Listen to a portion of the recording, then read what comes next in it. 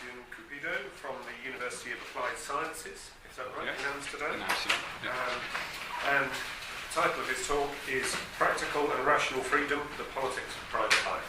Okay.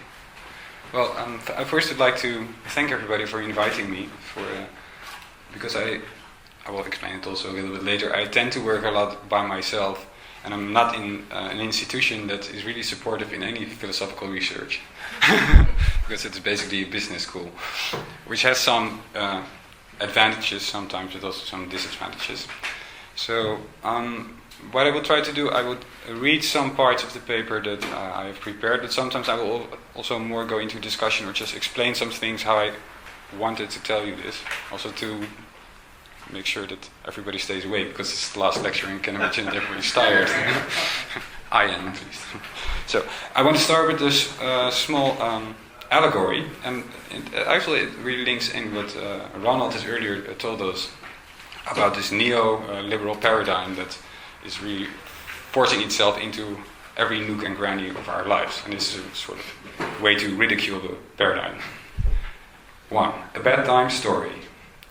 Once upon a time, there lived an evil prince called Bani and an evil princess called Babi. Babi and Bani ruled a small country quite similar to our own. Babi's and Bani's evil was not a result of a longing for the creation of mischief and malice. It rather was the result of their ignorance and lack of character. For whatever the directions the wind of popular consent would blow, Babi and Bani would dangle along with it, with the brightness and sincerity of a national flag. Babi was a joyful man in his late 40s.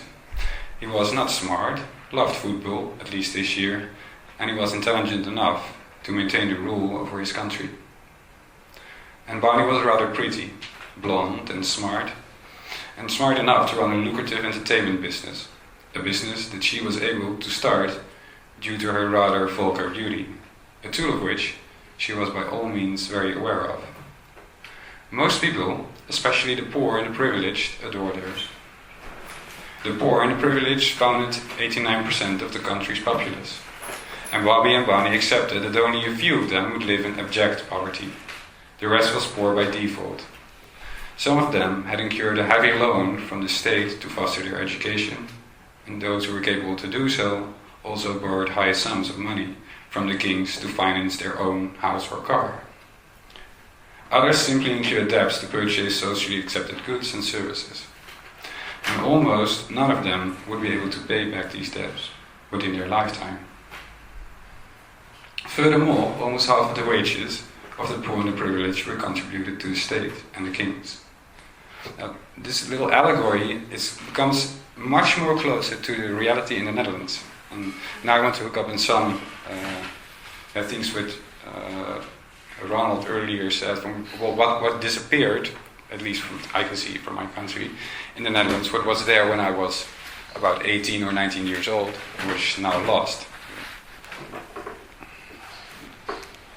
And one thing that I see disappearing is that the government is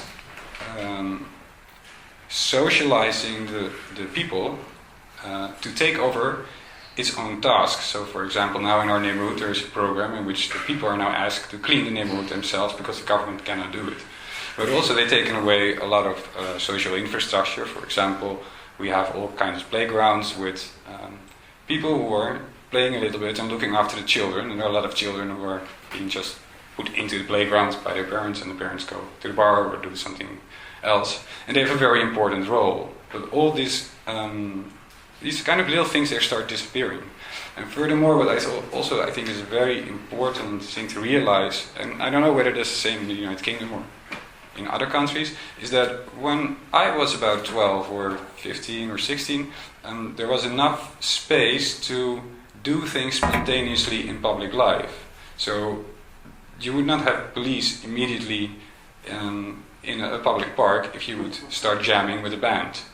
And it was fully accepted. If I would do this now in the Netherlands, I would be fined immediately.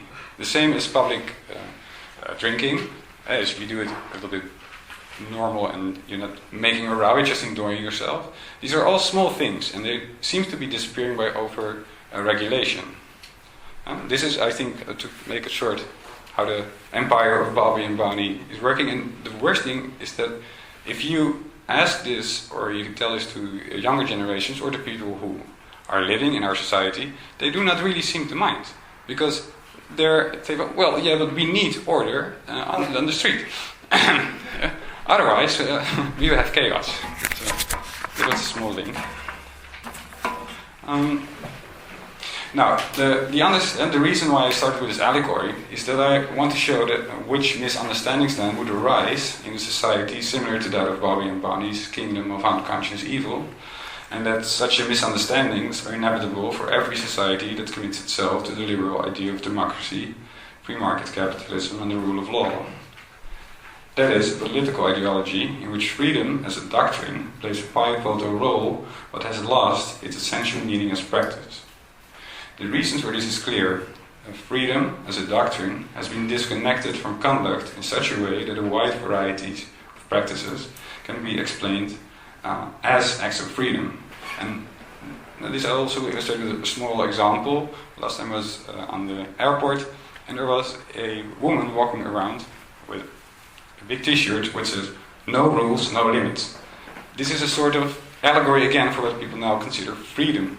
But if that becomes freedom, that you can do everything you want always, irrespectively of what happens, then freedom loses meaning. It's being disconnected from practice. Now, the position which I will take in doing this research is not of a philosopher or a scientist, but that of a well-informed observer or hunter that takes freedom seriously. And this is as a consequence that the research methodology that I use is that of an engaged spectator who tries to understand the world by means of interactive dialogue with the environment of which he or she is a part. Just picking up a piece there, throwing a stone here, and marking the grounds for further inspection.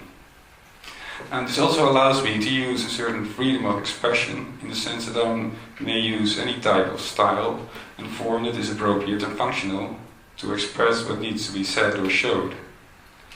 Consider here a lost Indian marking his face with chokerol, accepting that he has no obligation towards any political institution other than his own family or tribe. Thus, to the people who he deeply loves and who mean the whole world to him. Now, this disposition of the observer or hunter that takes freedom seriously is well illustrated, or maybe better, latently exposed in the autobiographical novels like Albert Camus' early work, L'Enfant et l'Étoile, and his later unfinished In Home.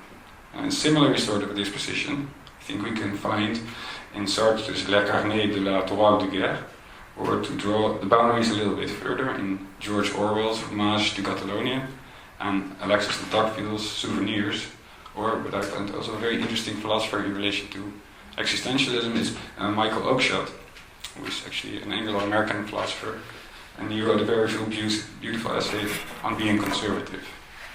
And I will try to, I quote Michael Oakeshott here short to elicit any further what I will try to do in this essay. And Michael Oakeshott writes there this: "My theme is not a creed or a doctrine, but a disposition. And my design here is to construe this disposition as it appears in contemporary character, rather than to transpose it into the ideal general principles." So, what I further would like to do is rather that if you take freedom seriously, that demands of a character to take in a certain disposition in which you act in accordance with the world. Now, the first step that needs to be acknowledged for this is that one has a choice under all circumstances. And thus those who have taken freedom seriously must understand that freedom in its essence is absolute. So if you fully agree with Jean-Paul Sartre, Jean-Paul Sartre says in every position you have a choice. So, and with this acknowledgement, one has accepted that one bears the full responsibility for the character that he or she is creating. Furthermore, we have to acknowledge that there is no universal explanation of human life, and that the whole endeavor by itself is absurd. Taking freedom seriously means that one has learned understanding that one's own world may be radically different from the world of every other individual, which has as a consequence that the basic state of our being is one of fundamental loneliness. To illustrate this point, I would like to quote here a part from the introduction of L'Enfer et l'Entroi from Albert Camus. Because I think Albert Camus picks out a painful part in this very nicely. Although the great gift that I have in relation to this matter, I understand that it's impossible to be content with oneself. Something like a fundamental loneliness could exist. What I do not know, and we occasionally should have the right to dream of it, as if it were paradise. Sometimes, like all others, I dream of it myself. But two quiet angels have denied my admission. One shows me the countenance of a friend, the other of a foe. Yes, I know it all, and I have also learned to understand, at least almost, how dear love is to be paid.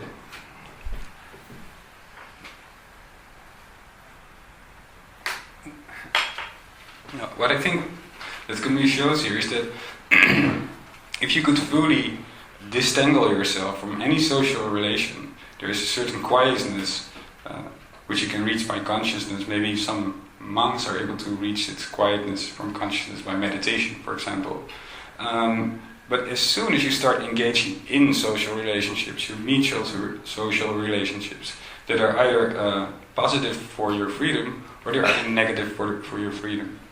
And so it automatically relates into a conflict, because we simply cannot have an overall understanding of what human life is, at least not from, I believe, Sartre's ontology and also Albert Camus' way of thinking about what freedom consists of. Now, this may explain the common characteristic of our disposition, that one refrains from judgment. Although there may arise certain circumstances that do demand that one engages in he or herself into an action, because it becomes instantly clear that such a situation does not allow such refrainment. This disposition to refrain from judgment, to transcend our thoughts or actions, is important because it enables us to understand the situation in a different manner than we have perceived it before. This possibility of transcendence is therefore a crucial learning mechanism that empowers us to get a grip on the world, and this attitude can be characterized as an attitude of benevolence. Benevolence for the observer means that he or she contemplates the world as a functional environment from which both systematic and particular information can be drawn. And this enables him or her to make certain predictions of his or her own actions or the actions of others, taken however that such predictions are by all means contingent. But benevolence also facilitates a relation to any other human being that leaves enough space for the other to appear as he or she wants to appear. In other words, benevolence is the best possible mode of the human to respect the freedom and dignity of both ourselves and the others. Benevolence for the hunter has a similar but also different meaning. Benevolence here means that we may at times decide not to kill, but we can be murdered, and thus it opens the possibility for empathy and forgiveness. And so what I try to say here, and I got this concept from Japanese ethical thought, especially from the HvA, which is a handbook on ethical behavior for the samurai, is that the basic notion of the samurai is that he tries to refrain from judgment because this enables him to see who the enemy truly is. And most of the time then there is no reason for a conflict, because the enemy seems not to be the enemy. So if you take freedom seriously, that we cannot know what good human life is, and we cannot judge about this, then this may be an appropriate disposition to take in relation to others, also for strategic reasons. And the consequence for the disposition that I have to set out here is that we may say that during our lifetime we find ourselves in a continuous struggle between accepting and refusing. And to state it in a different manner, the human condition is one of consolidation and revolt.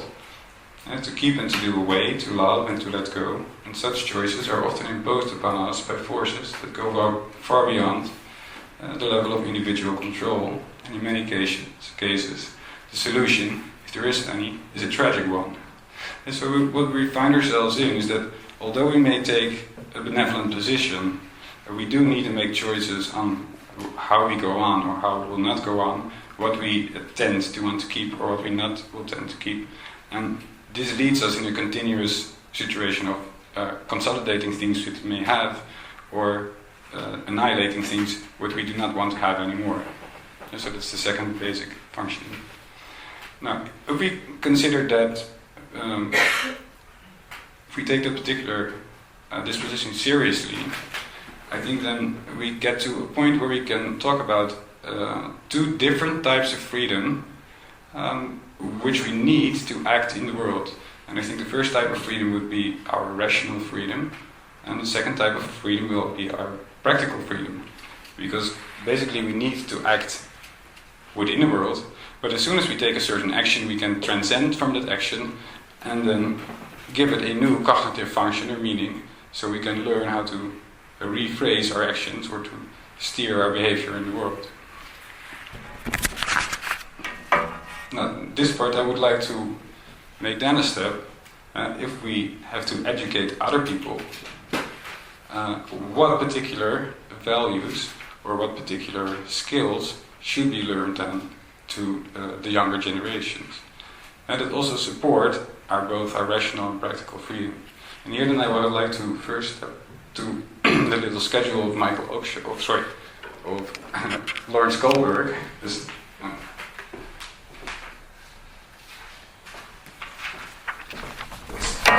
one. Does anybody know the research of Lawrence Kohlberg? Is familiar with something? Okay. Now, Lawrence Kohlberg, he did a lot of research on the moral development of people, and he did that research on a universal level in the sense that he did it in several countries.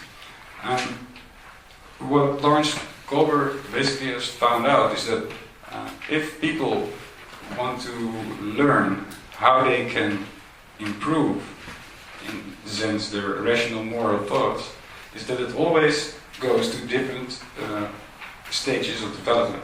But basically with children it means that they start at stage 1, in which they act according to punishment and obedience, and whatever leads to punishment is wrong.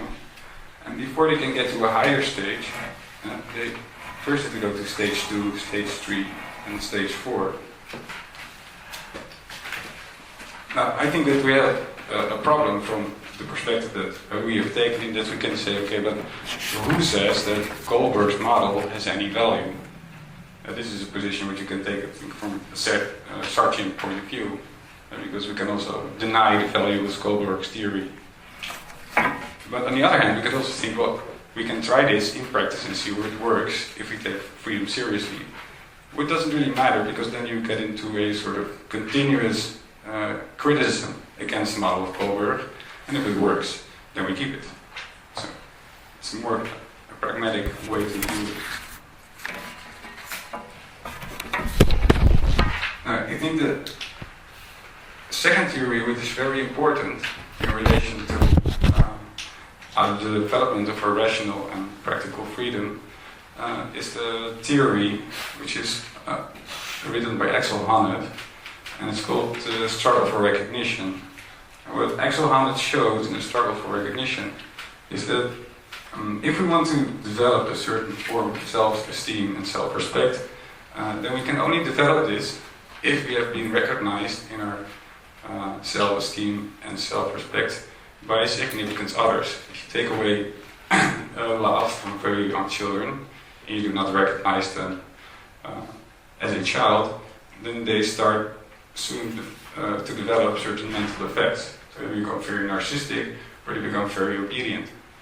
Of course, you can still say an obedient character or a narcissistic character is a free character, but then we do end up a little bit again in the logic of society of body and blow. We say everything can be free. It does not really make sense in a way. You cannot really prove that it does not really make sense, but in some other way you can argue that it does. So, in relation to practical and rational freedom, I think if you want to engage in a project or in a praxis, you at least have to need some self-esteem, and you would also need to have some value of your own behavior. A third theory I think is very interesting in relation to this is the theory of Albert Bandura. He's also a sociologist.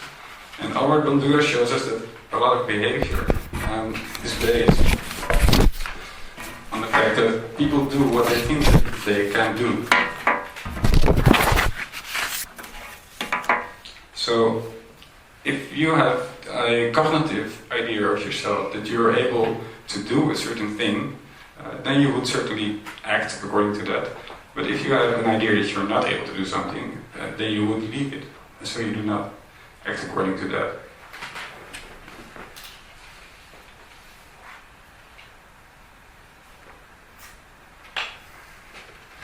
Now, if we take these three basic theories as a way to look at how we develop our rational and practical freedom, then it becomes more or less clear how you could design an educational model that would foster freedom in a practical and rational sense. Basically, it means, from Kohlberg's perspective, that you should look at children, see how they are acting, and if they act according to a certain rule, you may ask the children, for example, from a Socratic point of view, why are you doing this? And as soon as you get a disconnection between the explanation of the child and his behavior, the child is able to grow within these stages, which means he's able to make more abstract, rational thoughts. Yeah, but there's a deal, you can only do this on a very small particular level. Now, our current educational system is not based on that level. We have classrooms with 30, sometimes 25, but they're all very large classrooms, and there is no possibility to teach children in that particular way. And this has as a consequence that the only thing that you can teach in the classroom is the current knowledge that is within the liberal paradigm. So they simply take it over. The next thing which you see a lot of in education in the Netherlands is that there's a lot of testing by the state itself. They call this a CITO test, and it simply tests the level that the child has according to the government testing methods. But this CITO test works as a very powerful mechanism to make distinction between certain children. It distincts the children, in fact, that speak the Dutch language quite well, because they can read the assignment well and they can give the right answers. And this already puts on a very young age a very hard class distinction within the school class. And Carmina and I have often had discussions as parents whether we like it that our own daughter is, because of the CITO test, in one of these excellent classes. Because actually we think the system really sucks. But you're not going to tell your daughter, sorry, you're in a class that we think should not exist. And this is what I said also in the abstract that I sent, is that this is exactly the way how this liberal paradigm, which is based on competition, gets into your house immediately. And which you create basically a tragical conflict within your family. Now from this part I like to make a short point to, because I would also promise that they would say something about this notion of freedom and the rule of law, because I have also a background in law. And what you see happening is that if you have people who have to apply legal rules, but who do not have the, let's say, more or less old-fashioned, decent character in which people used to apply legal rules, then the legal rules lose their value. And in that sense, they do not have any meaning within the social context in which they should protect citizens for invasion of the state.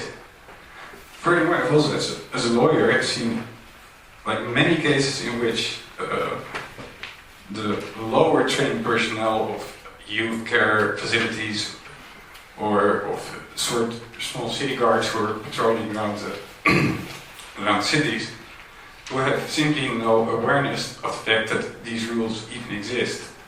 So even if you make the argument, but sorry, you are trampling on my human rights, it doesn't make sense to them. They simply do not understand.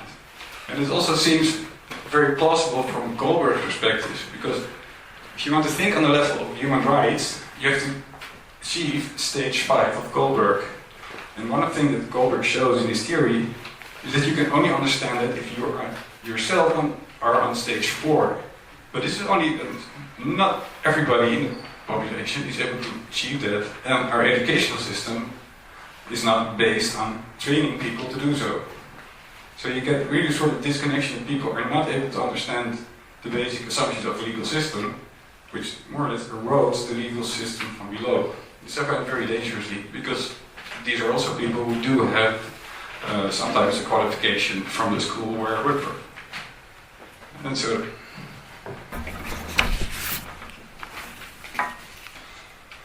I would like to finish the debate.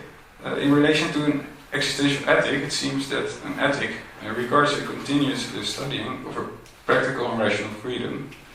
It furthermore seems to be a balancing act in both maintaining relations of love, friendship and work. And I have illustrated above the virtues of acknowledged dependence may foster such relations. And this is not really done, but I think the talk will become too large and get too many topics if I would. So leave it for another paper, yeah. Not all relations can either be characterized as relations of friendship. And for those relations that cannot be characterized as so, I think you eventually end up in some kind of heroic ethic. So usually a liberal ethic or a virtual ethic will do in most situations, but sometimes you end up in a situation that is an outright conflict. And if you can behave virtuously or liberal in an outright conflict, you are simply going to lose. If you behave certain liberal principles, you cannot win from the other party. And if the other party does not show respect for the principles, they simply chop off your head. So, and lastly, I think what's very important, if you go with this idea that absolute choice leads to many different kind of forms of life on which we cannot say what they should do, is that you end up in a different conception of morality. Within international law, they resolve this by saying, well, what we consider morality are not moral principles or rules, but we rather consider the debate about them is a form of morality. And I think then again, from start, you have no problem, because you don't need any steady internalized values or rules. You can simply say, well, we have different opinions. We can discuss about which rules we think should be maintained and which may be forgotten. And so that was basically what I wanted to say. Thank you.